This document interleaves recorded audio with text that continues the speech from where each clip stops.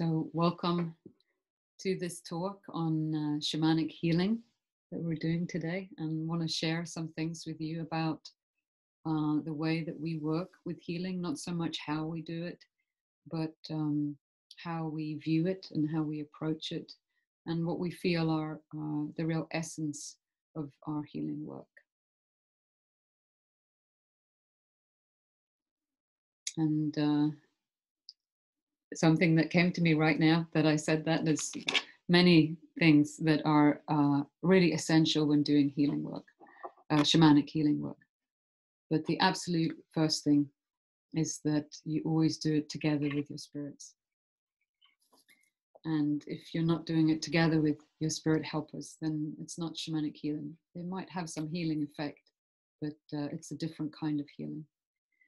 And so for us, this is why we emphasize so much in all of our talks and all of our teaching about building a relationship with your spirit helpers, a constantly developing and deepening relationship with your spirit helpers. Because when it comes to doing healing work, and sometimes it's pretty big healing work, then you have this wonderful, strong bond that is based, for me anyway, in trust and love and gratitude. And so then you feel that when you're with them, they are the foundation and I'm the one just coming along for the ride. It's really, really important. This is the essence. So it's a good thing we just start right off. It's the spirits who do the healing. And there's also a real, I hate to say it, but a real danger if you use your own power to do the healing, because your power is for you. Your power is for you. And we all need power. We all need power for every day, every minute of our lives. And so if you use your power in some way, even in the wonderful way of helping somebody, it might help them for a little while. But the spirits know. And your healing spirits, they really know. So let them do that work. You can be in the middle. And what we mean by not using your own personal powers, and it can sometimes be a little difficult. So if you listen to the talk about peace and power, we talked a lot about what that word means for us. And I sometimes like to think of it as energy or life force. It's the stuff that we need to live, that our soul and our spirit needs to live, and our body. And so when you're doing healing work for somebody else, you're helping somebody else, you're asking the spirits to bring the right kind of power for that person in that situation. And if it's someone we love, there might be a temptation to give them something that is really ours, that we need. And so, as you said, we might help them temporarily, but we lose too much. And as we'll go on to talk about in a minute, actually you want the right kind of power in the right place. So it doesn't really help to use your own personal power. So when we do healing courses, this is something we talk a lot about and help people to begin to feel the difference. So however much you would like to help somebody, you always go to the spirits first and ask them, what is it that's needed in this situation? And ask them to help bring it. And this can be very tempting, but it's really the absolute essence. Yeah, especially if somebody very close to you is ill, is having a hard time, right? Of course we want to help them, of course. But, and there's some people we think, I love that person so much, I would die for him. I would die for her. Please don't do that. Yeah, we need you, right? We need all the healers in this world that we can get. And besides, your spirits can do I'm sorry to tell you this, but they can do a much better job than you can do to help that person, right? You can sit there and talk with them, and that's also a great help. That's a wonderful thing to do. Mm.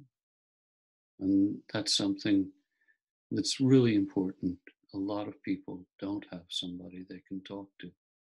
And so if they can talk to you, that can be very healing. But we're talking about shamanic healing now. Mm. And that's another story. Mm. So leave the shamanic healing up to the spirits. You're there working together with the spirits, but they are the ones who are doing the work. But I just want to build on this a little, because when we are doing work, and we'll also go on to talk about more generally like receiving healing. But when we are doing work for somebody else, we are also a human being. And so there can be a great healing effect in how you are as a human with that person, how we meet someone, how we sit with them, how we listen to them, the presence we bring, the compassion we bring. And so all of these things are important too. But they are sort of a kind of extra support to the healing work. And it's really important what you're saying here, Zara, because a lot of people I've noticed over the years, when they come to me, they've been maybe wrestling with an issue or an illness for years, and they don't feel anything's happening. Maybe their doctor's even telling them that nothing's happening. And so they're scared. And in this situation, there is sort of a wall. The fear makes a wall that blocks the power of healing. And so it's really good to sit with somebody and talk with them, be with them. This wonderful word, be together with them, so that they get this feeling, here is somebody who really cares. They're giving me more than 8 minutes of their time before they show me to the door with a prescription in my hand. And you just be with them. And this helps them to open the door, which they need to open. And if they don't get it open, the spirits will help them to open it later. But it's great if they can open it themselves. It's an empowering act to be able to open the door to healing. I sometimes think of in the beginning of a healing session, we often spend some time talking before we move into the work. And that is partly to allow us to really hear what's going on, and for the spirits in the universe to hear the words from the heart of that person. It's not that they don't know already, but they really want to hear the words from that person's heart, what they're really wanting, wishing, longing for. And also what I find is that part of the session really helps to soften the ground. And so sometimes when we've been in a lot of pain, whether physical pain or emotional pain or fear or anxiety, it can be a very contracting state to be in. And so to begin to soften the ground and soften the heart is a very good doorway into the healing work. And sometimes I am very moved, and people get very moved when they talk about, they begin to touch the core of what they want healing for, when we go beyond the surface of the symptoms, which we'll talk more about in a little while. And sometimes people cry, and I think of the rain falling on dry earth, which can be very, very hard. And as the rain falls, it softens it, and it makes it more capable to receive the healing that's coming. And so this is a really important, simple beginning for me to soften the ground and help the person you're working with to do that.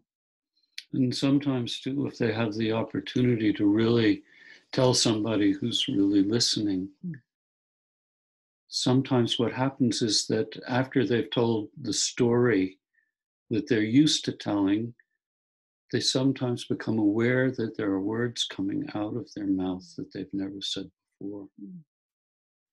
And this is certainly a first step into healing. It really is.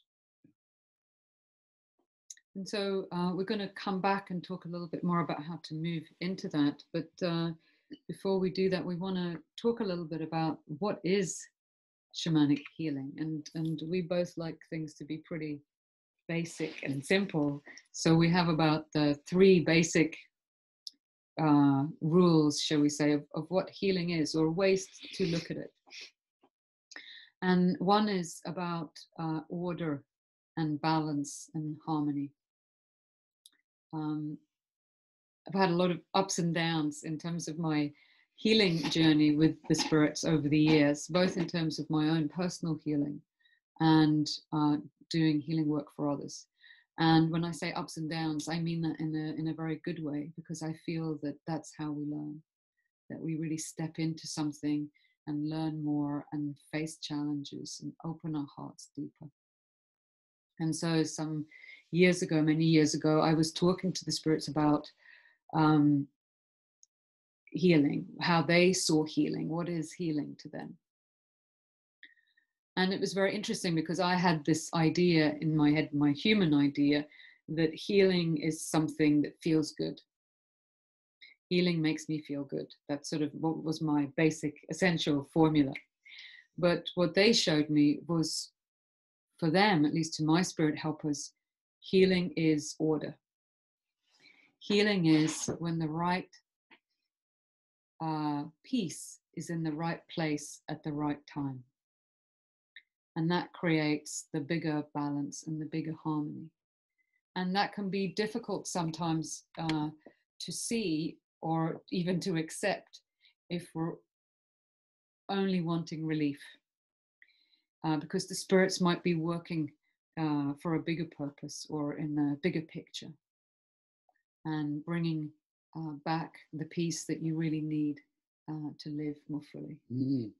And it's interesting, just a little etymological side trip, is that the word we have in our language, heal, in the Scandinavian languages means whole. And the connection is very clear, especially if you consider something like soul loss and bringing the soul back home. You're making that person whole again. And this is also another aspect, essential aspect, is that healing is always for the whole of the person, the whole of the circle, the whole of the community, the whole of the world, the whole of the universe. And in this kind of more Western world, shall we say, we often think of healing as something individual. You know, I have some pain and I would like it taken away. But in more traditional societies and from the spirits, when one part of the whole gets healed, this has a balancing effect for everybody. And we've experienced this many times with healing ceremonies, where one person is receiving the healing, but it has quite a powerful healing effect for everybody there. Right, and in traditional cultures too, it was very normal for many people from the village or the camp, however the people were living, to partake in the healing ceremony. And it wasn't just because it was a great social occasion, which it also could be, no guarantee there, but it could be. But it was also because if one person in a small group of 30 people became ill, then it affected the whole group, starting with that person's immediate family and then going out to the rest of the people. And so the healing for that one person, as you were just saying, is a healing for the whole community.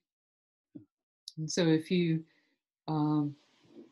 consider healing not so much in terms of symptoms or pain-free, but more in terms of balance, then it becomes clearer that if one aspect of a community or a circle is unbalanced, then the rest will also be out of balance to some way.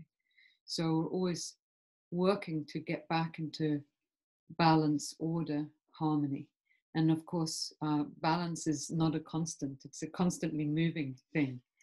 And I find that healing is too. Healing is, I used to think when I was younger that at some point in my life I would be healed and I would be perfect. And that was it. And then from that point, I could start doing all sorts of amazing things. And I've kind of come to realize that healing is much more of a movement, a process, a cyclical process. And every time I come back and do some more healing, it's not that it's a failure that I didn't heal last time. It's that the spirits are offering me another opportunity to really go more deeply into healing work, which is always so amazing. Yeah, it's interesting. I just came to think when you were saying that right now,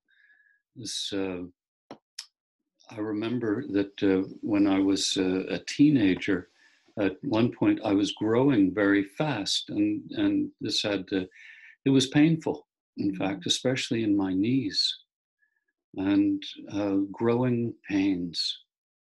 And you think that, okay, when you get to be 18 or 21, then you stop having growing pains. No, because you keep growing. Maybe you don't keep growing physically. Hopefully you don't keep growing around the waist, especially, but as I am doing now. But anyway, you keep growing and you keep changing. And change is not always easy to step into. So there are growing pains. That's something that keeps on going, and the growing pains keep on giving. Right? Just as when we're teenagers, we grow bigger and stronger. Right? When we grow older, we become stronger in other ways. And this, what you're talking about now, is really one of the absolutely main essentials for us in terms of shamanic healing, which is that there is a big difference, not always, but very often, between healing and cure. And so we're going to talk a little bit about that now, about because I find it very helpful to, certainly been helpful to me in my life, to sort of see that they're not exactly the same thing, healing and cure, and to be aware of their differences and to be able to recognize their differences. Yeah, because sometimes people are cured, but they're not healed. Interesting idea. And sometimes people, they're healed, but they're not cured. I wonder if you're getting where I'm heading. And the difference is that healing is about, we were talking earlier, about making whole in the spirit, right? And curing, it's about curing the illness, making the body strong again.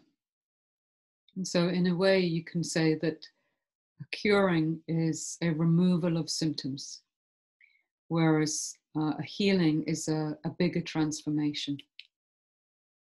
Transforming the symptoms into power, really.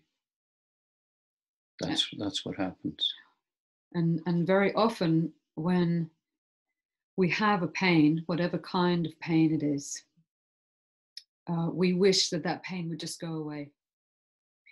we wish that somebody would come along and cure us and say, just take away my symptom. I can go back to my life as it was before I got this pain. But from a shamanic spirit point of view, the pain nearly always comes because something is out of balance. And so then we go to the spirits to try and find out what it is that's out of balance. And sometimes they remove the symptoms, sometimes they cure them, very often they do, but not always. No. And I remember when I was a small boy, my parents said, we're going to go meet a friend of ours, and we'd like you to come with us. And my father was a medical doctor. And it turned out that we went to visit this man, and he had a debilitating illness, one that was slowly taking his life. And I guess I was 8 or 9 years old. He was sitting in a wheelchair, and that kind of shocked me. I wasn't used to being around people who were ill. Even though my father was a doctor, he went off to the hospital. But within minutes, I forgot all about the wheelchair, because there was something so special about this man, something about the light in his eyes, something about the way he recognized an 8-year-old boy. And I never saw him again.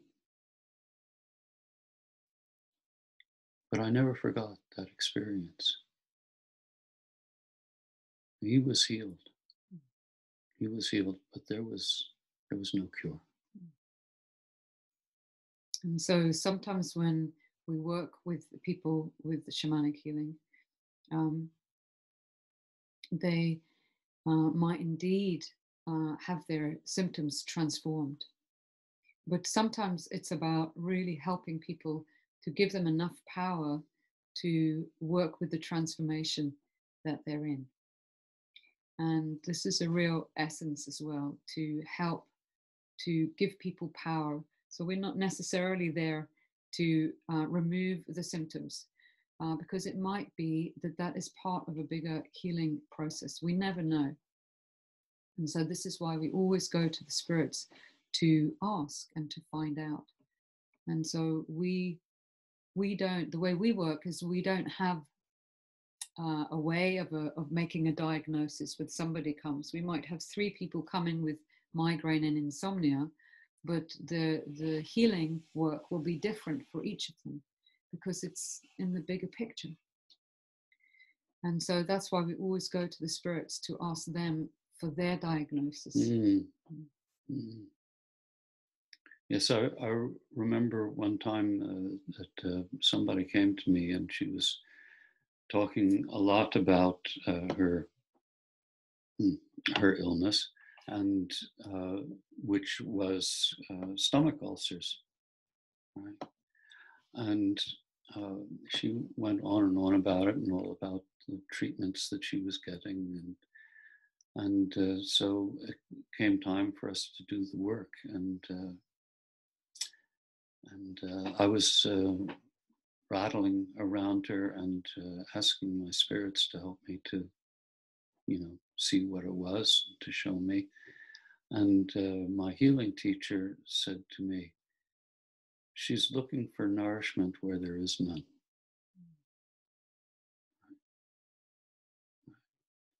She's looking for nourishment where there is none. And I brought that back to her, and she said, "What does that mean?" And I said, "What does that mean to you?" And she said, "Well, I'm eating all kinds of health foods," and I said, "Well, maybe it's some other kind of nourishment they're talking about." And then she got this aha look in her eyes. And she said, "Thank you, Jonathan." And she came back about a month later, and her ulcer had gotten a lot better. And then she wanted to continue working. She didn't want to get into that situation again. And this can be very difficult, especially in chronic situations where you've had a lot of chronic pain for a long time. That in itself can lead to sort of power loss, power leakage, because you're just so tense and tired the whole time. And also the same with any kind of more emotional or spirit pain, like anxiety or paranoia or insomnia or depression, anything like that, loss of confidence. So often when people come for shamanic healing, they're either already interested in the spirits or they're desperate and they've tried everything else. And so it can be very difficult to explain to somebody about the difference between healing and cure when they come, if they feel really desperate and they're really at their wits' end, because they've just been in so much pain for so long. So then we often take some time and really talk about this, and we ask questions about, what kind of changes do you feel that you need in your life or that you long for in your life? And what do you wish for in your life? And so we want to hear more than just the symptom, because the symptom is the expression of the dis-ease, the imbalance. And then sometimes what happens is when the spirits diagnose it in the way that they see it, that might not be what that person is hoping for. It might not be what they want. But as you like to say, it's often what they need in a longer healing process. And so then we also try to help them to come to understand that. Right. And a lot of the time they feel powerless to do something about it. Right. And this really brings us to one of the major causes of illness, which is power loss. And so one of the main forms of shamanic healing is re-empowerment, and actually bringing spirit power back to the person. And in fact, this is one of my favorite ways. I'll just be honest with you. I love it. I love it because the changes generally come pretty quick after that. And what I really love about it is that, well, I had a conversation with my father, the doctor, about this one time. When he finally figured out what I was doing, he really got so excited, and I was so surprised because he was a medical doctor, and I was really getting deeply into spirit doctoring. And he said with tears in his eyes, "I never thought I'd have another doctor in the family." It was a lovely thing for him to say, especially as we hadn't really been getting along for the past 60 years, So anyway, but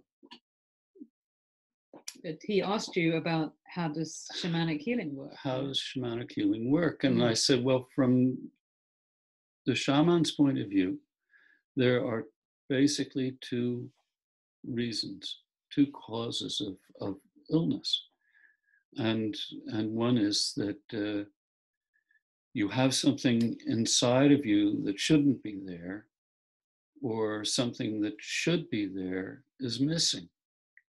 And he got really excited. He said, well, that's just like in medicine. And I said the right thing. You know? So it was great. It was really great. And that's really the basis Yeah. of all the healing work. Yeah. You either bring back something that needs to be there that's not there, or you ask the spirits to remove something that shouldn't be there. And that doesn't necessarily mean that it's bad in itself. It just means that it's not the right thing in the right place at the right time. Yeah, it's sort of like if you put water into the petrol tank of your automobile, right? That doesn't work, right? Nor does it work if you take a glass of petrol and drink that down. That definitely doesn't work. Yeah. And so this is, it's so easy to get into the good evil dichotomy, right? And I really have for years been encouraging people who are interested in shamanic healing, don't go there. Don't go there, right? What's good for one person might not be good for another. And once you label something as evil, you are feeding it the power it needs to grow. So rather try to look at things as appropriate or not appropriate. Nice neutral terms. And this brings us to another point Zara and I were talking about, and that is this thing about fighting against an illness, right?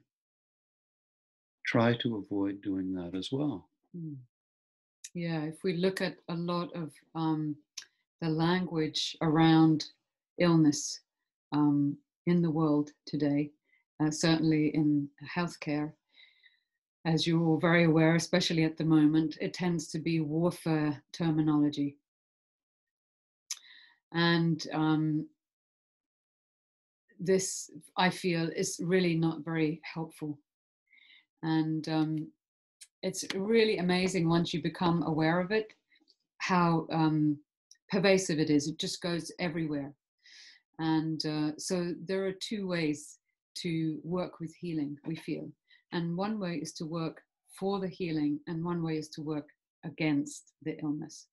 And so again, often when you're working with the cure, this sense of cure, let's just remove the symptoms, you kind of get into this battlefield where you're trying to beat it out of somebody.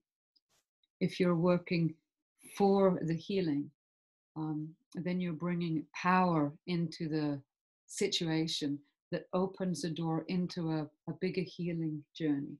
Yeah, and you're bringing in healing power. But I kind of got carried a little bit away from what we were talking about, which is this whole idea about inappropriate power in or loss of appropriate power, right? And I must admit that over the years, I've found that it is not only easier, but just as powerful to bring healing power in to support healing than it is to remove inappropriate power, which can be a very tricky number. And there's something very appealing about this, what some people call extraction healing, removing the power. I don't like that term. It always reminds me of going to the dentist, but there you have it.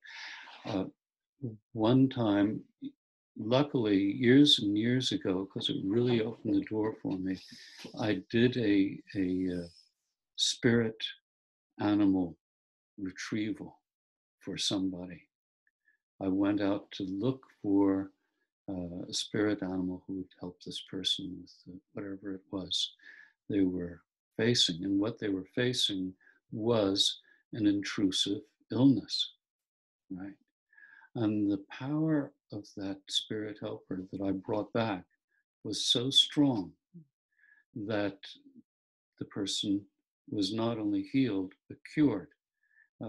She had a problem with her thyroid, and she'd had that for over 2 years, and had finally gotten to the point where medication wasn't doing what it was supposed to do.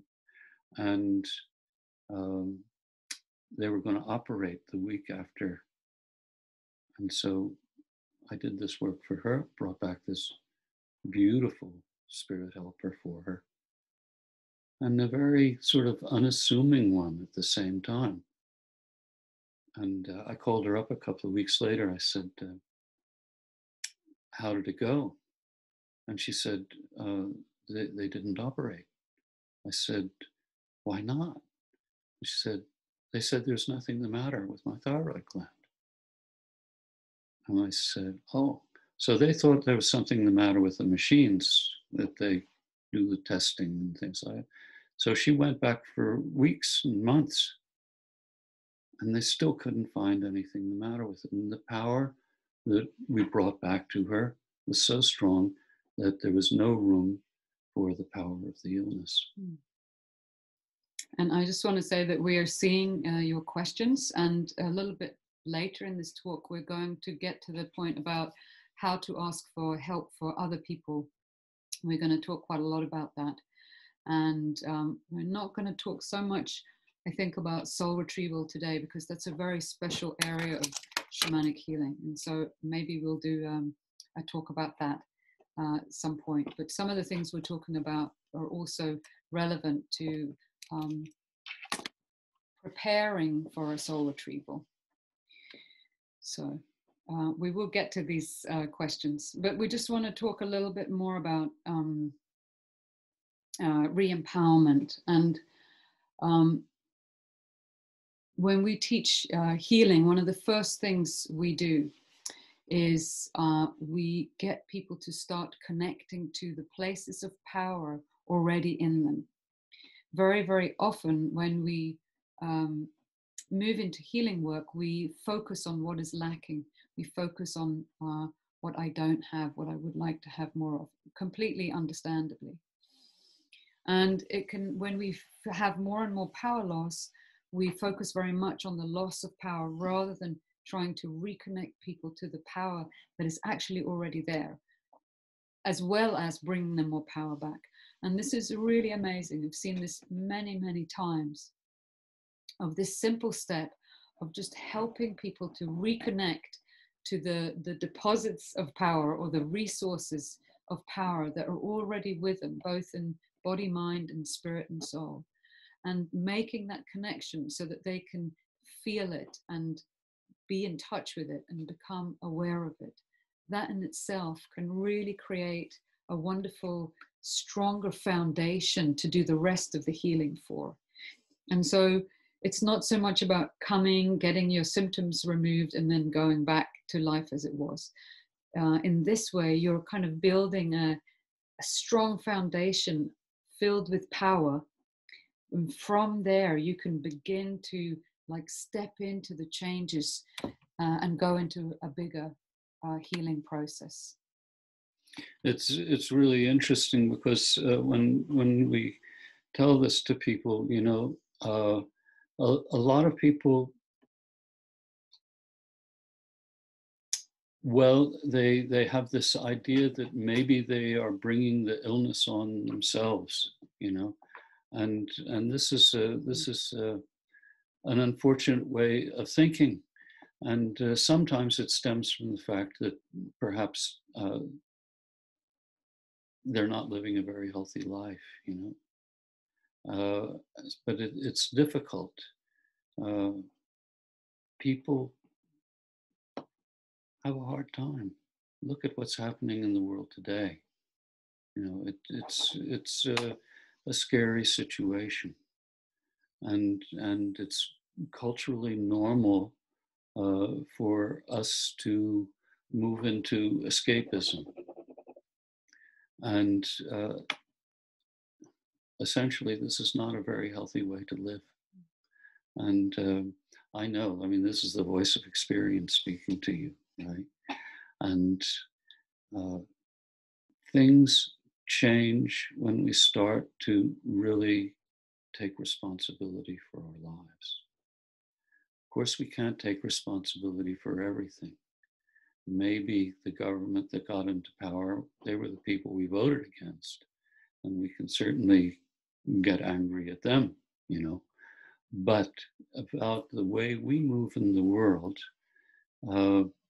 this is something that we can have a say about. But some of us are not emotionally equipped to do that. But that is not a given. You don't have to live with that for the rest of your life. And most people who are not living in a way that is making them really happy on a deep level would love to change the way they're living. And this is another way that power retrieval can really help people, because all of a sudden they have the power to make changes in their life. You can't make change in your life if you're powerless. And it's not your fault that you're powerless. And so a lot of the time we try to build up this foundation of power in people's lives so that the healing can really have wonderful energy to happen. And there's a question here about giving an example of the power in us, in our resources of power. And you can do this in many different ways. If you're working with somebody, sometimes we ask someone to rattle over you and begin to feel not where the problem areas are, but where the places of power are. And suddenly you begin to appreciate things that you take for granted as like a real power resource for you. And that in itself makes them more powerful in a way, more vibrant. There also might be things you're really not aware of. And it also might be things that the spirits see that you wouldn't see. And so if you know how to journey, if you have spirit helpers to journey, there's some really lovely missions. I see Elizabeth had one here to ask for help to trust my personal power. It's a lovely one. Another one you can do is to ask to see yourself through the eyes of your spirit helper. And this can be really fantastic to really shift your attitude and perspective on yourself and see yourself as they see you. This can be a massive healing just in itself. And then you can ask them some follow-on questions in that. Yeah, it's really amazing, and I don't know what causes it, but I remember one time studying some indigenous people in, I can't remember if it was Peru or Chile, and they lived in adjacent valleys. And the people in one valley it was amazing. They all had a very pessimistic view of life. And the thing was that in both valleys, the people were living to be very, very old.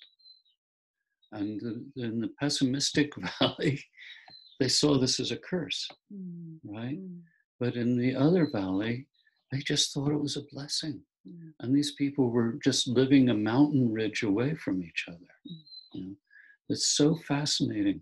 And so if you can get somebody to just make this little tweak and see themselves, as you said, through the eyes of their spirits, this makes such a difference. Then all of a sudden, wow, yes, that's right. I do that. That's true. Yes. Well, that's not so bad. And that's why we like to call re-empowerment the kind of shamanic first aid. It's the thing that you need to be just filled up with a little bit more power or reconnected to your natural power sources. Just like you need to drink water and eat food in order to go about your normal day.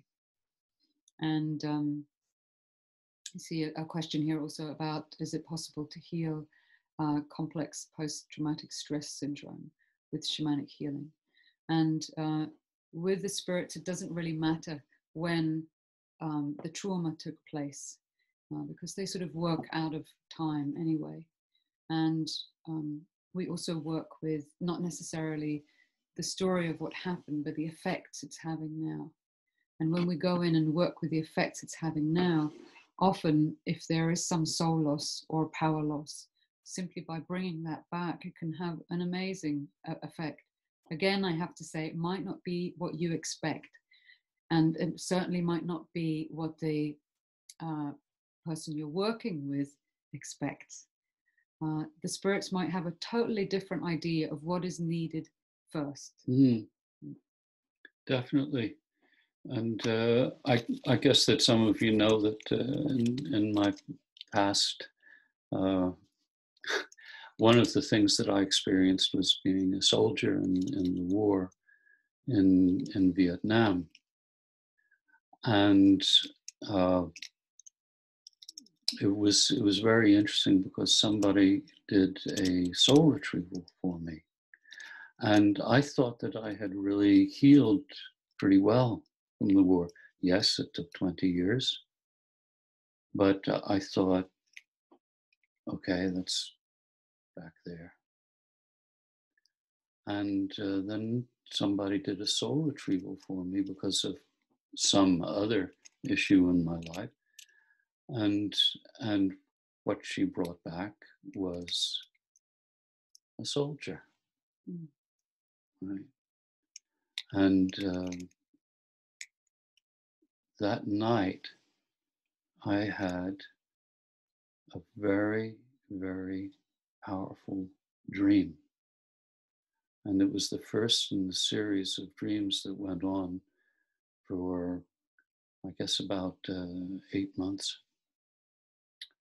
And it was a war dream. I hadn't had any war dreams for a long time. That's why I thought I had healed from that. But this one came back with a vengeance. And luckily, I was rooming with a wonderful guy, Claude Poncelet. He's no longer with us. And he heard me screaming. And so when I woke up, I heard this voice out of the dark saying, "You want to talk?" And yeah, I wanted to talk. And this process went on. And finally, at the end of it, I had a beautiful healing dream where I had a super soul retrieval. Yeah. And so often this re-empowerment becomes a support for the healing process to take place, so that rather than just putting the lid on things again, you're able to really move through it into a transformation. And that is what we feel the healing is. It's the real transformation, however it's done. And I mean, in that case, you really got a lot of power in different stages to actually be able to stay with the healing process. And many of you have heard this term of the shaman being the wounded healer. And there is a reason for this. And for me, part of the reason is that before we can help others, we go through something ourselves. We go through a healing process, partly to become more whole, but actually I think much more deeply is to learn about what healing is. And as we are able to work with our own healing, we can become more understanding and compassionate with the people we work with, the humans we work with. But we also become more understanding and trusting of the spirits that we work with and understand how they work. And I feel that this is really essential. And if you're doing a lot of work for other people, every now and then it's very good to go back and be the one who receives, be the one who asks for help, because asking for help is an absolute key stage in the healing process. And you learn so much by healing, going through your own healing process. Yeah. And again, asking for help is opening the door. That's how the door gets opened, by asking for help. And very often one can feel it almost immediately. And it can be one of the hardest things to do, to ask for help. And there are many reasons for why it can be very difficult to ask for help. One can be shame, that you can't even bear to talk with someone about what's really wrong, because to have it seen, it would be so awful. Another thing is a fear of change, that if I really work with this and step into it, I might lose all control over my life, and my life might change beyond all recognition.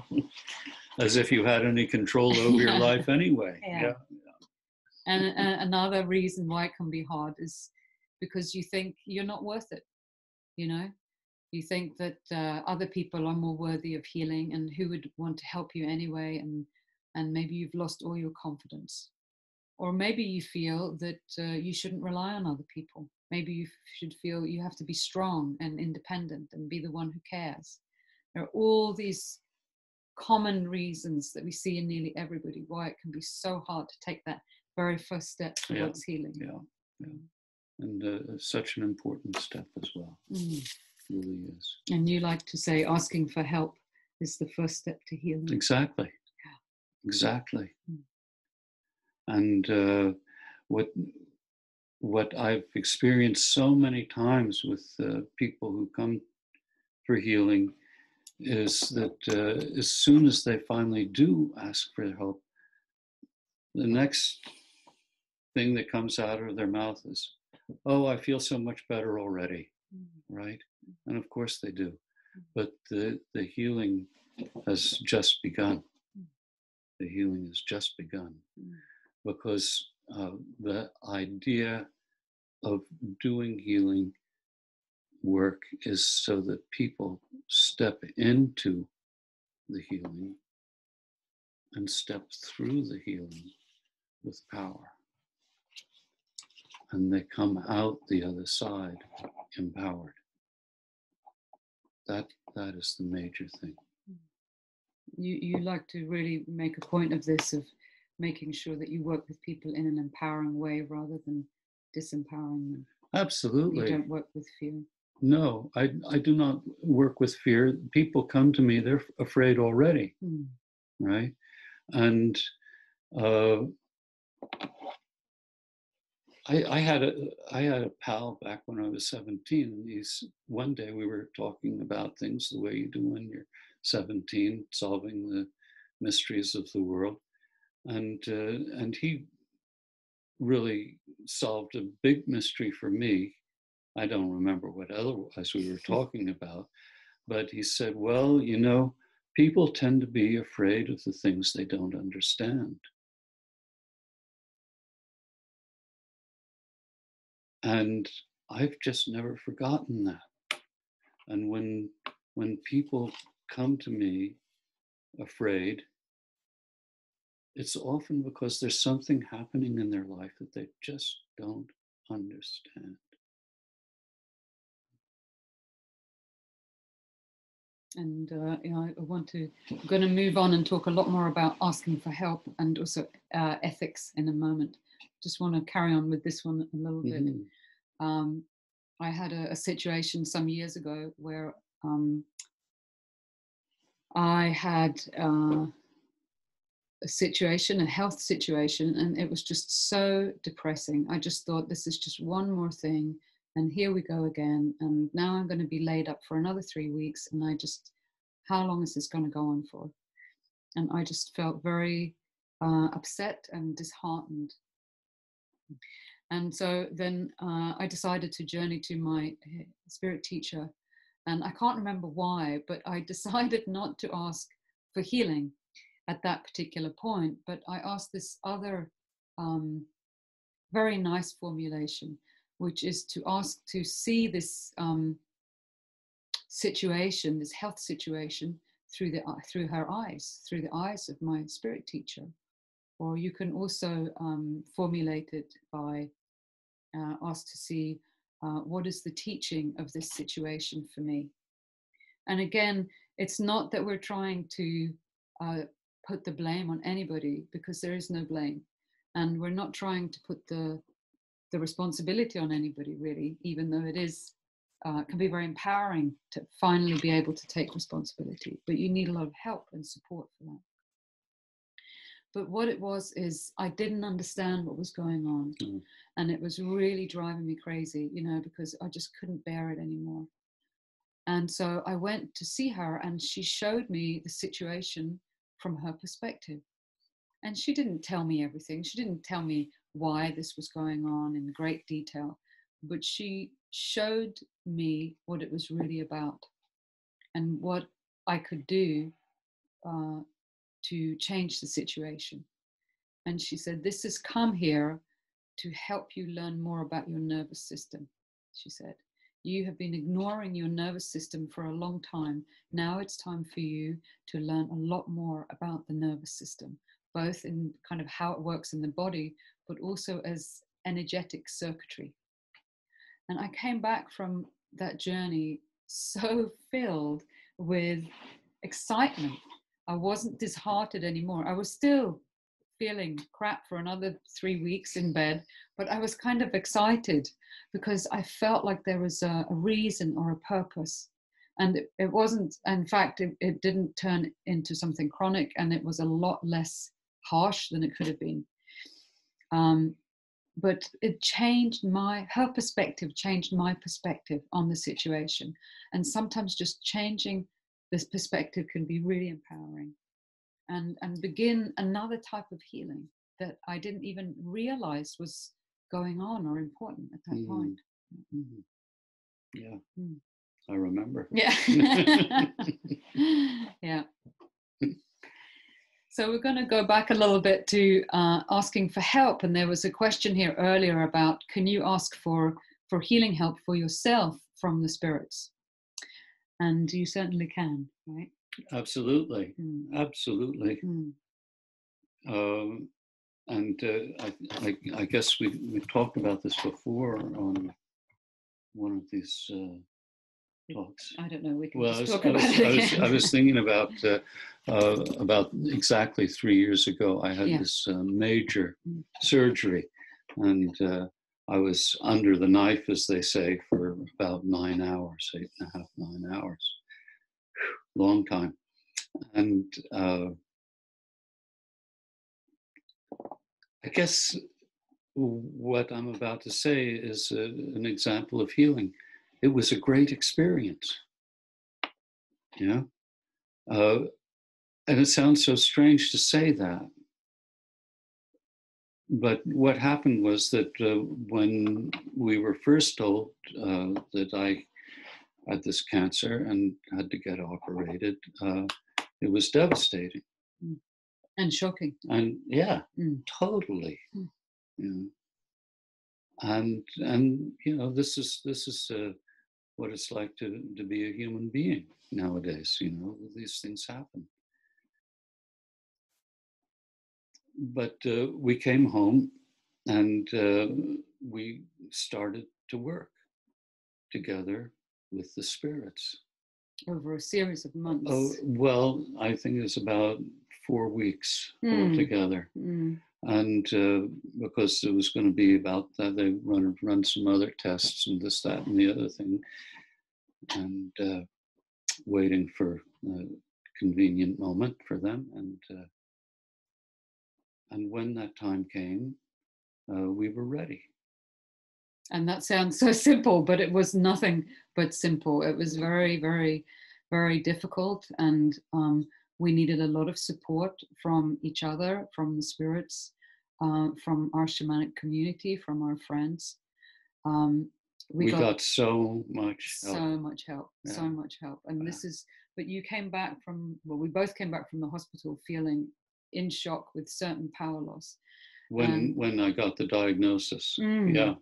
And so then there was a series of journeys, which was not only about asking for healing, although it was also that, but it was asking for things like to stay in contact with power during the time in hospital. there are also things like coming to be able to deal with the surgery as a kind of sacred ceremony. There was a sense of having enough power and guidance from the spirits about what was important to take with you when you went to the hospital, both physically and in other ways. There were so many different ways of working with this, and you actually wrote an article about it. Yeah, it's in Sacred Hoop magazine. Sorry, I don't remember the issue number right now. I'll try and put it up on our website in the coming week. And it shows you how we were working with the situation. And afterwards we said, it was very powerful to have gone through this period, and it really taught us so much, but we wouldn't have it undone, but we wouldn't want to do it again. No, thank you. No. But the preparation that we did was such that the morning we arrived at the hospital for the operation, I looked at the hospital and I heard my teacher whispering in my ear, "This is a temple of healing." And that was just it. And I walked in there. I said so to Zara. I said, "My teacher says this is a temple of healing." And we walked in there without hesitation. But there was a lot of preparation. A lot of preparation, beautiful preparation, working together with the spirits. And if you've got to work together with anybody, you can't do any better than working together with the spirits. They're right there. And so we'll say a bit more about this, how you can ask for help and healing for yourself. But I just want to respond to this question also about healing from some kind of power loss or soul loss when you feel maybe somebody else might be to blame. And this is what I find very, very helpful with working with the spirits, is I often feel that it's not so much only about the human situation, it's about the bigger picture. It's about seeing that there is balance and harmony that just needs to be put back. And it's not so much about who did what to whom, but it's working with your situation right now together with your spirits so that you can be healed and empowered, whatever else other people are trying to do. Often we put our focus on what other people are trying to do to us rather than putting the focus on what we can ask for help for ourselves. Exactly. And it's beautifully creative, the ways people find to blame other people. And I hear myself doing it every once in a while. The words come out of my mouth and then they go into my ear, and I think, oh wow, terrible.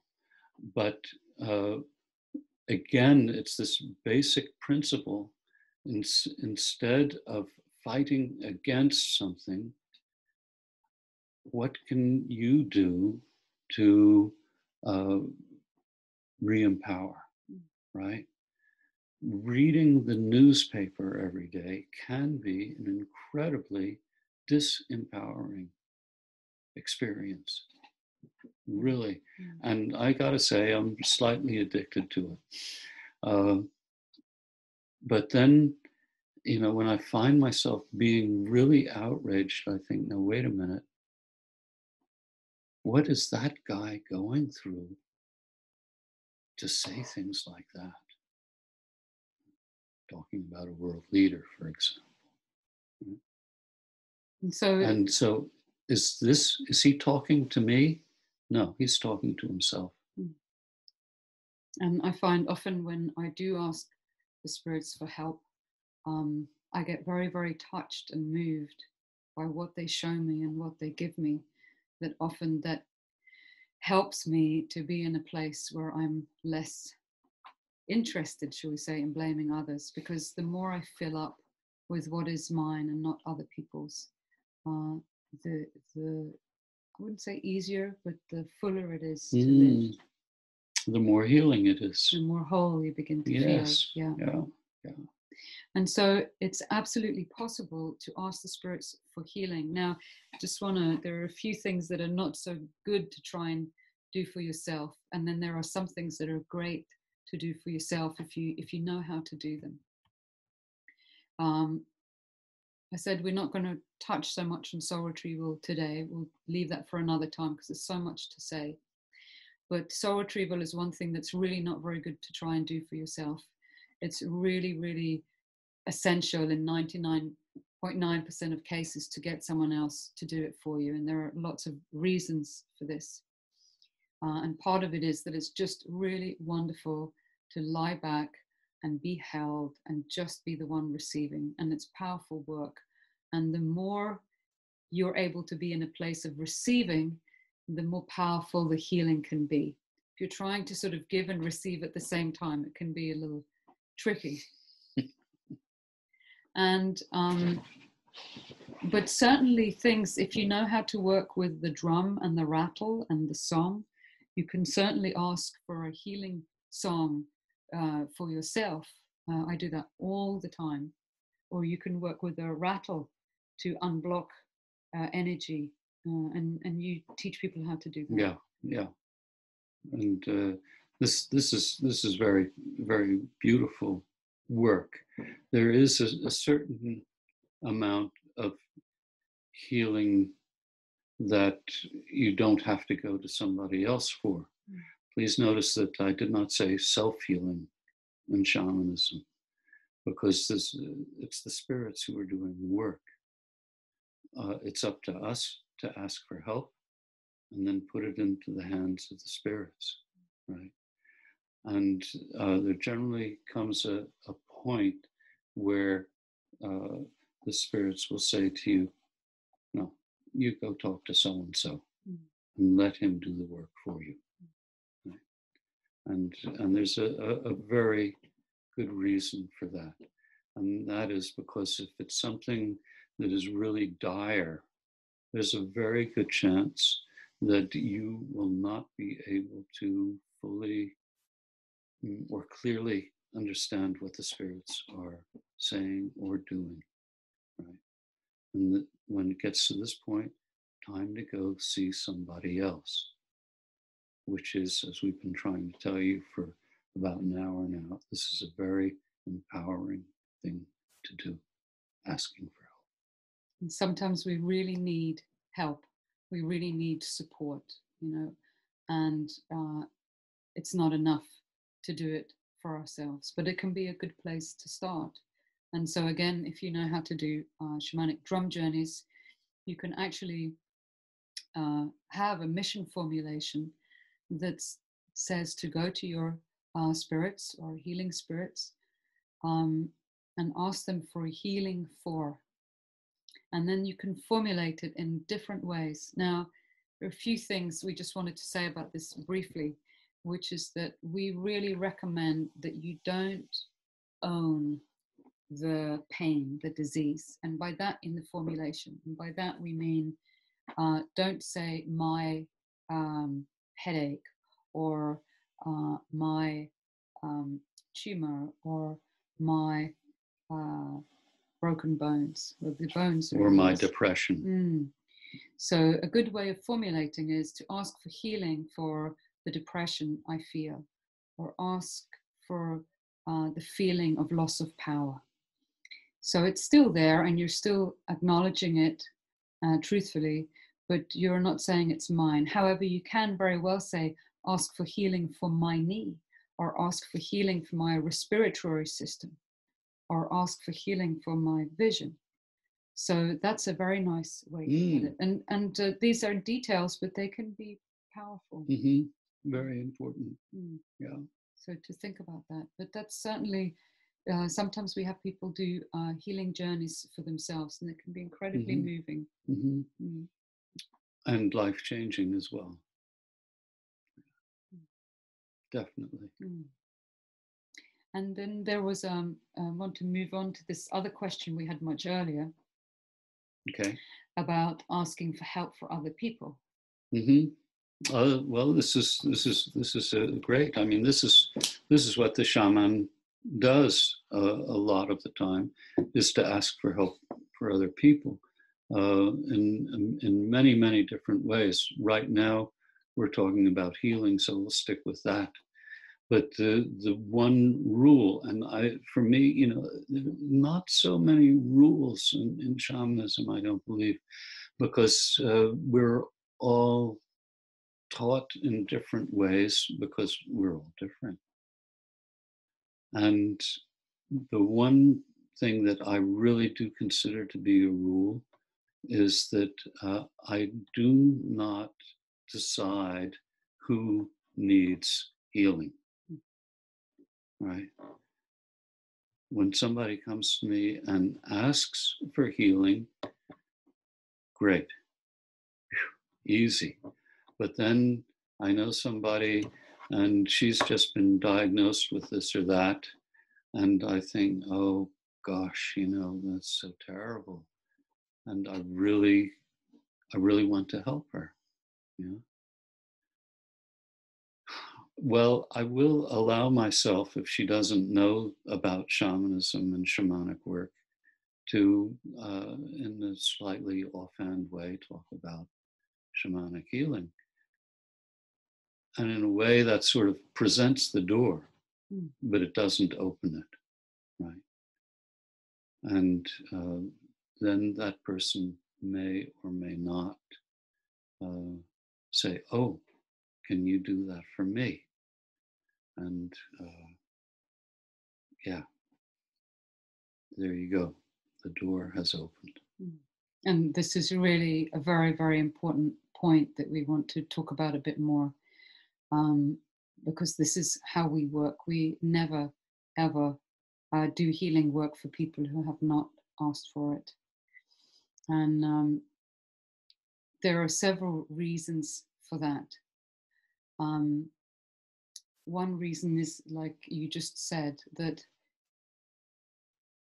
if they ask for help themselves, that can really be a very empowering step. It can be very disempowering to have somebody do some healing work for you if you have not asked for it. Somebody did that for me years and years ago out of the goodness of their heart. Wonderful, lovely person, friend, who decided I needed a soul retrieval and went about doing it without telling me. And this was extremely disorientating for me, and also very upsetting. This is like another form of power abuse, really, I feel. Even when it's done with the best intentions, that's not enough. And so you said before that we work with empowering people, and that includes allowing them to decide whether they would like this healing from you at this point or not. And there might be a reason for why they're not ready to say yes. And by giving them that time to decide that themselves, that in itself can bring a lot of healing, insight, empowerment. And so it's really important. I also find that if I get into this way of working where I'm constantly going around thinking, oh, I'll send a bit of healing there, I'll send a bit of healing there, there's no connection. And there's very quickly can I sort of slide into a place where my work is not clean anymore. And what I mean by not clean is where you don't have too many attachments to the outcome. So I really want to work in a clean way. And so I go to my spirits, and I know I go to them because somebody's asked for help.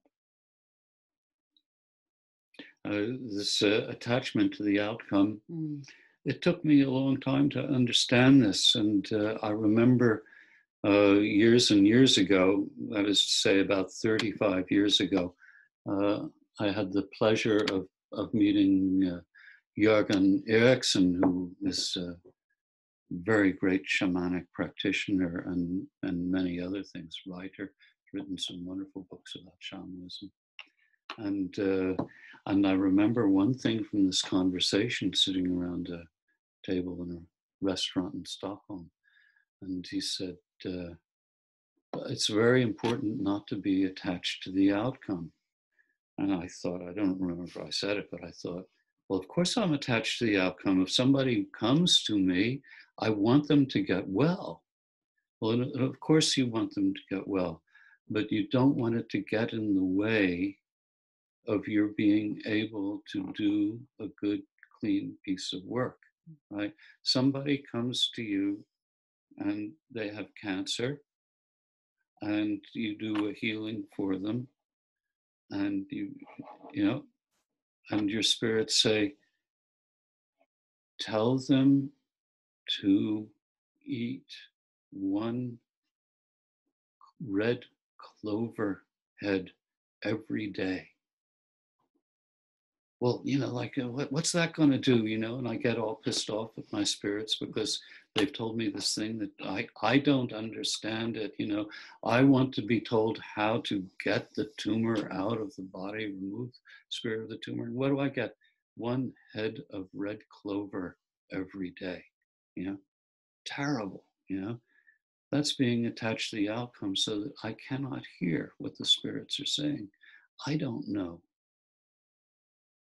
The spirits know more than I do. I've learned that. So now I trust my spirits. And I'm attached enough to the outcome to listen to what my spirits say. There are a few very special emergency circumstances around this, and that is working with people who are unconscious or in a life-threatening situation, or very young babies, for instance, or I generally say people under 5.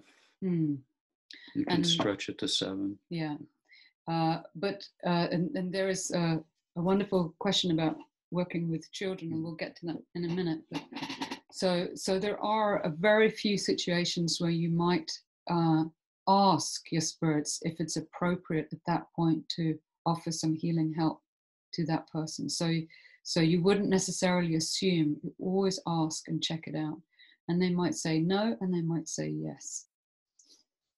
So you can always talk about it. You can always mention it, but and you can even say in a very, very non-pressured way, if you ever feel like you'd like some help, you're very welcome to call me or ask me.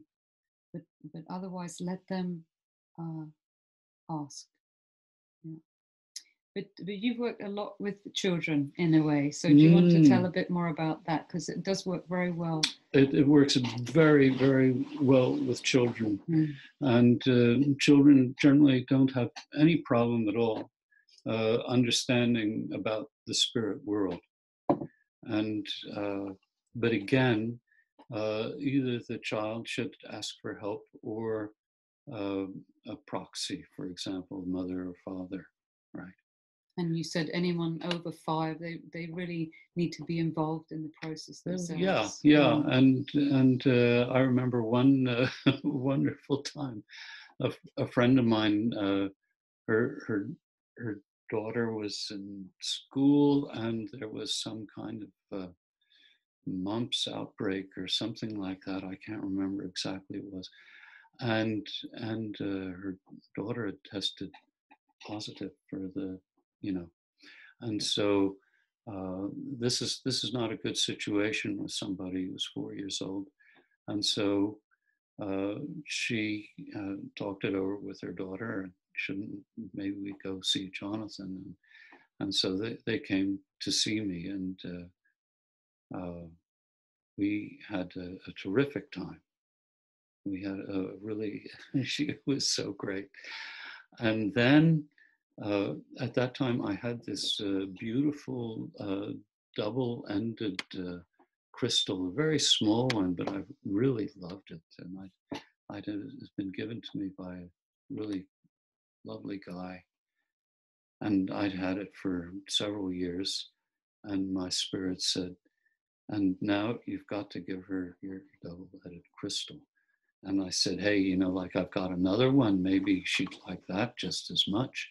And my spirit said, no, you've got to give her. Well, we had this conversation the way you do, or the way I do anyway. And so, okay. So I gave it to her, right? And then the funny thing was that her mom really liked the crystal too.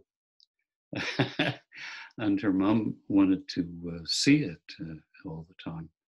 And then finally this little girl said to her, I've lost it, Mommy. And what, where? And then she said, here it is, you know, teasing her mom. She didn't get the mumps anyway. So,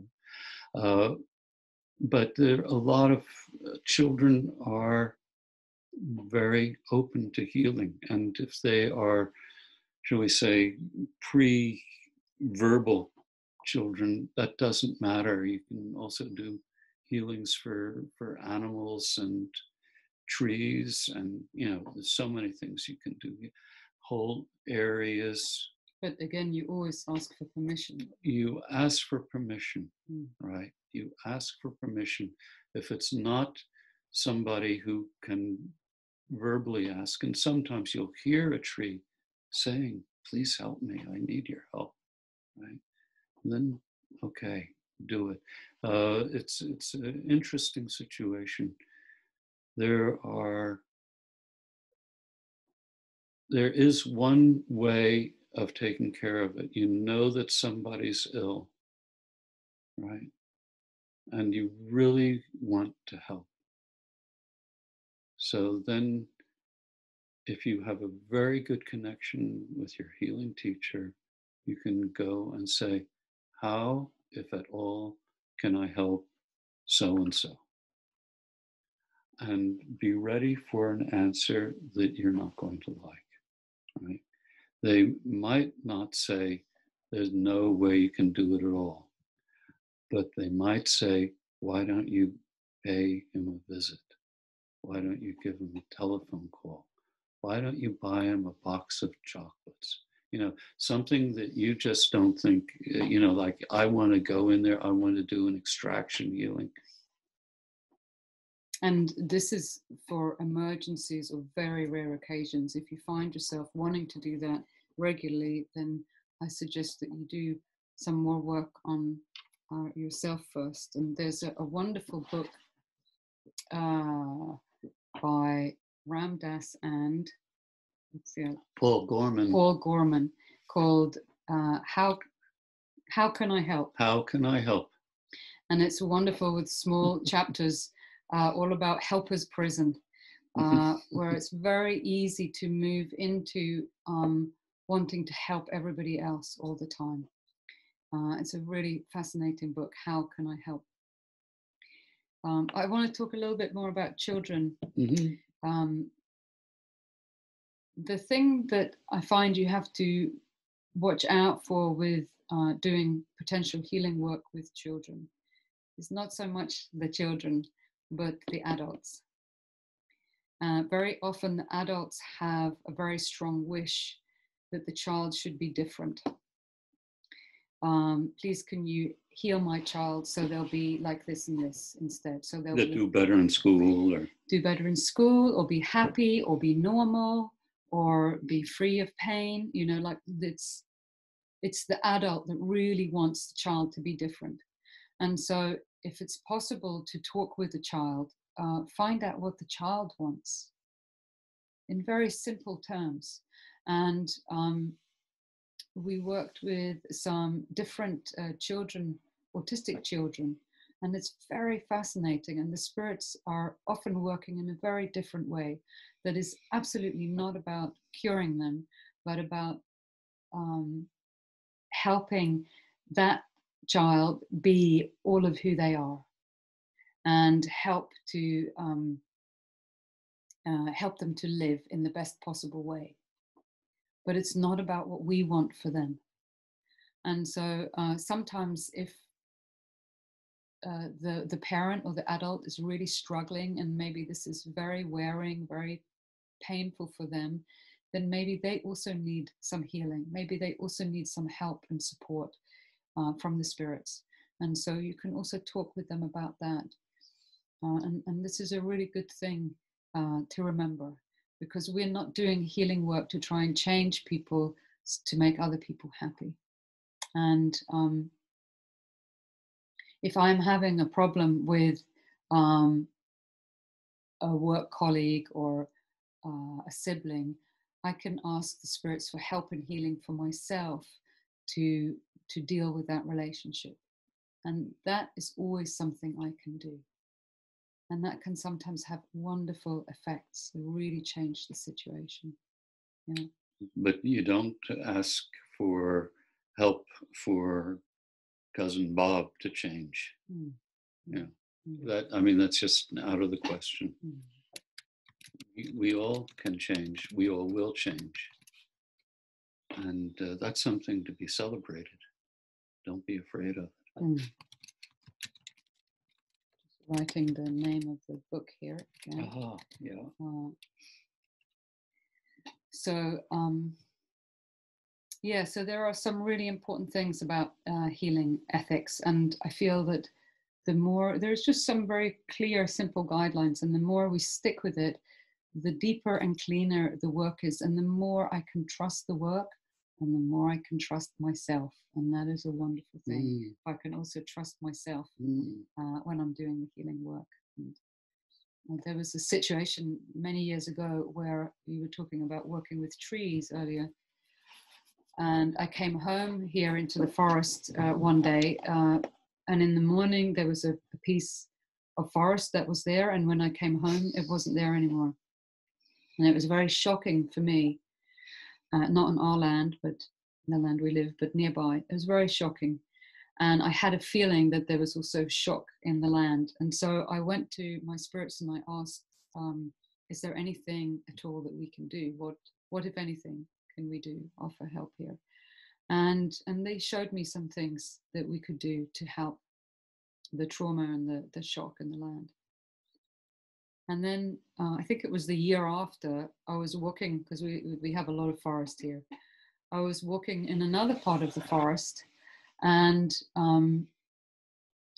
it was a beautiful part of the forest that we used to like to walk in a lot.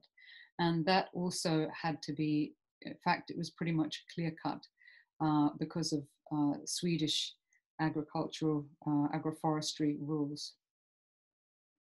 So the guy who owns it, very nice guy, had to take it all down. Or some kind of pest or something, yeah. And so again, I felt, oh, I can go there and see what I can do to help, you know, what can I do to help here, you know, like in the other place. And they said, no, nothing needed here, everything's fine, you know. And thank you, but we're fine. And it really taught me about looking beyond, you know, the symptoms in a way, looking beyond the physical surface into the deeper balance of the situation. So this is why we always say, check it out, ask for permission, ask your spirits. Yeah.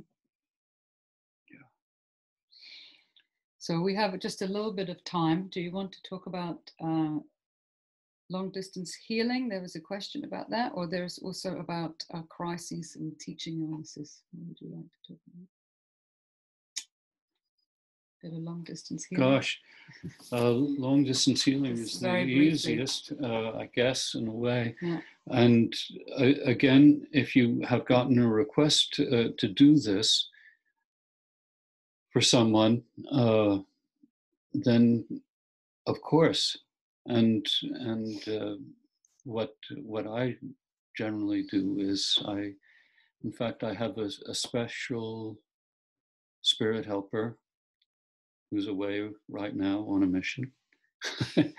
And I call this one and ask if it will go to the person who needs help. And it's a special helper for long distance healing. Yes, exactly. And this helper either knows if it's appropriate or not, which is quite handy for me. And in most cases, this one is very willing to take off, and so far has what we call in America a very high batting average, which is wonderful. And I remember one time, I guess about 10 years ago, I got an email from a friend of mine whose fiancé had a stroke in an airport and far from home. And she was on her way to him so that they could get married. And so he was, in fact, it wasn't an email. He called me up on the telephone. And so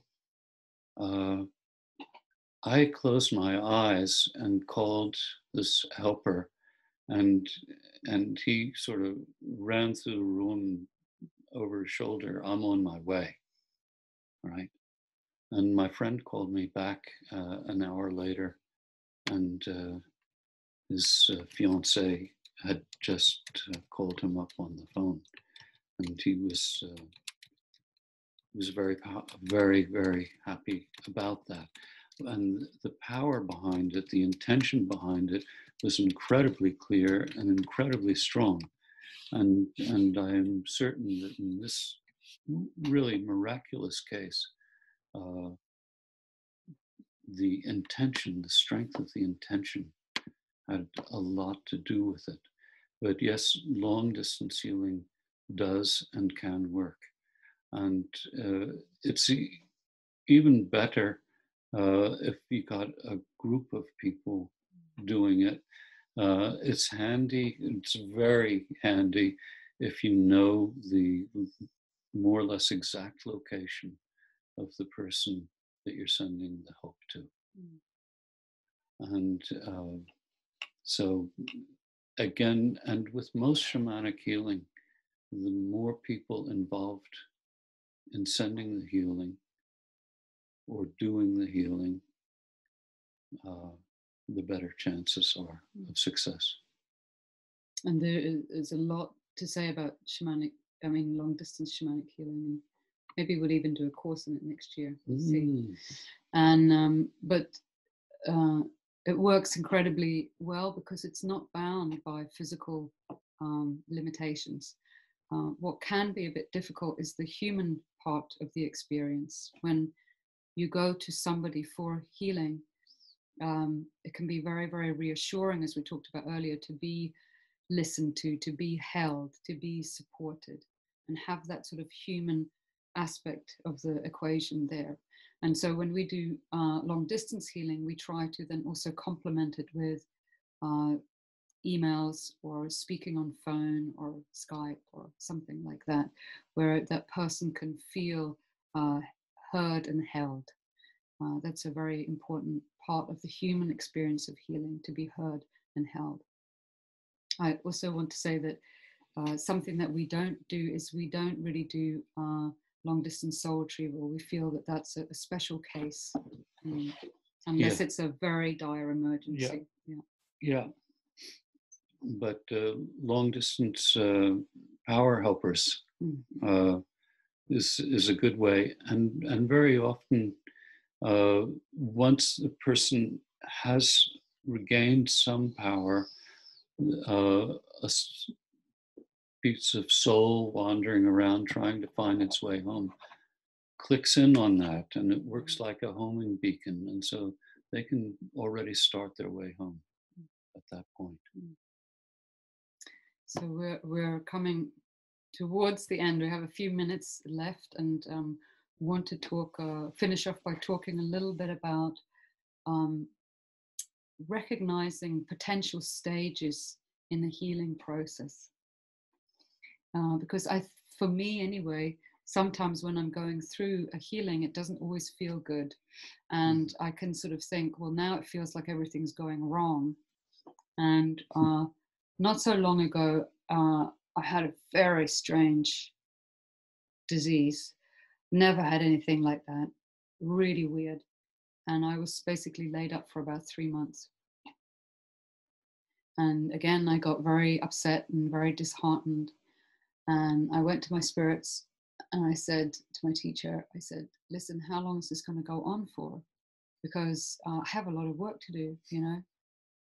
And my teacher, she turned to me and she said, this is your work now.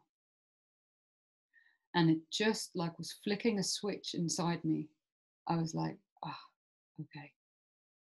And so instead of trying to be somewhere else, I became much more present with the situation, and I began to do a lot of healing work, which was very beautiful, in fact. And it became a very beautiful process, not because it was easy, but because it took me very deep, and it opened something up, because I realized that's exactly where I needed to be.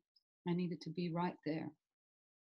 And so having gone through many of these different healing situations in my life, it is helping me to recognize different stages in the healing process. And so rather than kind of getting really afraid and anxious about that things are going wrong, I can say, what if this is a stage in my healing process? What if I ask for help for this? And so just to mention a few of them, a few possibilities. We've talked about re-empowerment. We've also talked about a little bit, not so much in fact, about cleaning and clearing. We talked in the beginning about removing things that shouldn't be there, and removal. So those are some stages. For me, I learned, my spirits taught me this 3-step approach to healing with them a long, long time ago. And they showed me a wound on a foot. And they said, the first thing you do is clean the wound. You got to get all the dirt out. And I realized when they were talking about this, that they were not only talking about physical wounds. This was like a general sort of recipe for healing for me with them. First of all, clean it out, get any old crap out, whether it's spirit dirt or physical dirt. Once the wound, the pain is clean, you can begin to repair and restore. So this might be sewing up, it might be any kind of reparation work. And then once that has been done, then comes the big one, and that is change. To make sure you don't fall into the same hole again. So you get to that place where you've been working enough to get enough empowerment, to get enough cleaning, to get enough restoration. So you're actually in slightly a different place now. And from that place, you can begin to look ahead and say, what is the change I need to make in my life from this healing? And how can I live that change? That's really good basic stuff. And that can be very hard to live the change from a healing. It can, but if you've gone through something like you went through, it's a lot easier, you know, because you don't want to go there again. No. And so working with the change aspect of healing is maybe the most challenging sometimes, but you don't have to start there. You get there towards the end when you're feeling more whole, when you're feeling more supported, more cleansed. And that's in a way a really exciting part of the healing process, where you begin to see the gift that it's bringing you, the gift of stepping into a new life, a new way of being, again with support and help and guidance. Stepping into change, stepping into power. Yeah. I'd just like to say one thing that I came to think of a moment ago. And there was this question about doing healing for yourself. There's also something, you know, like if you have a bicycle or an automobile, you know, like you got to take care of it. You've got to take care of it. And the same is true with you. Each one of us, we also have to take care of ourselves. And sometimes we can get so caught up taking care of other people. And we think, oh, you know, like, I don't matter. I you know, I've got to do this. I've got to get back to work, you know, whatever. You got to take care of yourself.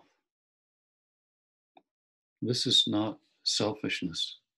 You know, this is basic maintenance.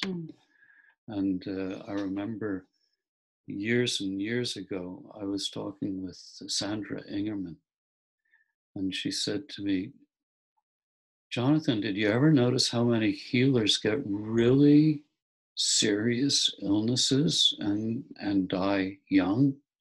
And by young, she was talking like early 60s. And I know for some of you, that's not so young, but when you get to be my age, that's young. Anyway, so it was sort of in the beginning of my career, and I hadn't really noticed that, but I've noticed it since then. I've noticed it since then. And it's very important that we take care of ourselves.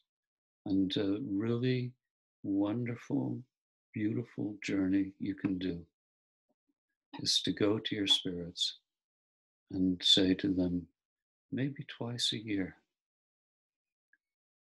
how can I take care of myself now? How can I take care of myself now? Hopefully you've learned from the last time you asked and you followed their advice and it's been good. But that was half a year ago.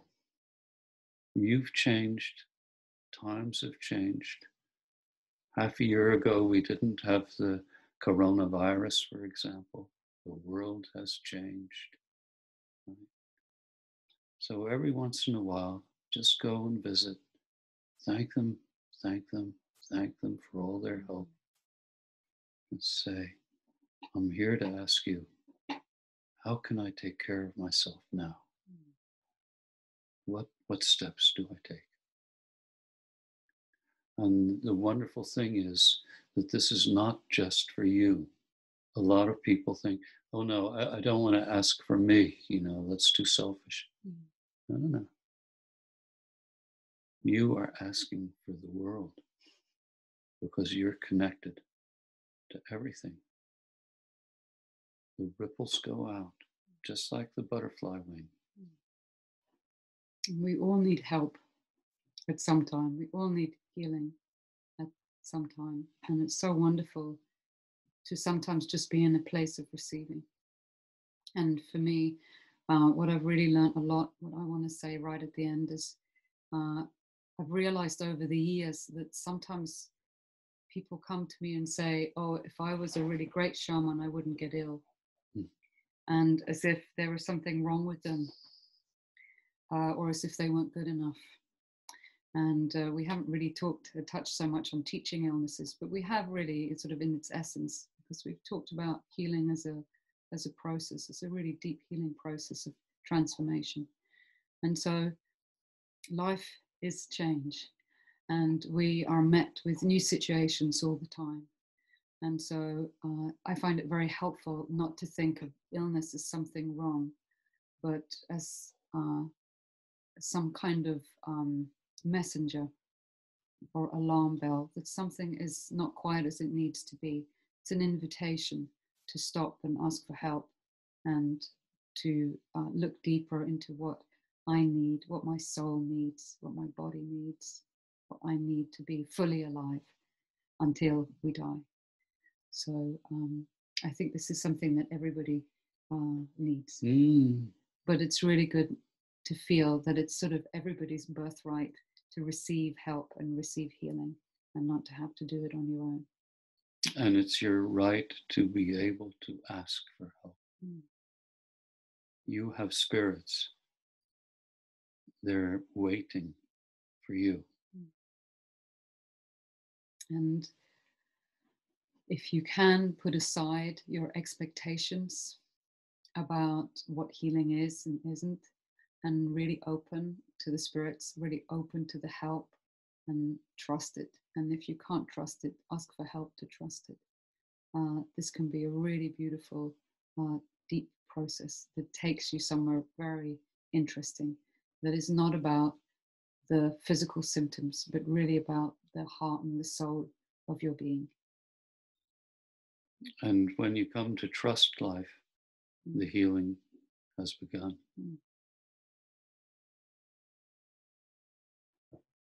So we are going to end there, and we want to thank you all very much for taking part this evening. And we have so much more to say, so maybe we'll do some more part 2, 3, 4, 5 about healing work. But we hope it's been helpful and inspiring. We also have quite a lot of articles on our website about healing in different ways, and you're very welcome to go there.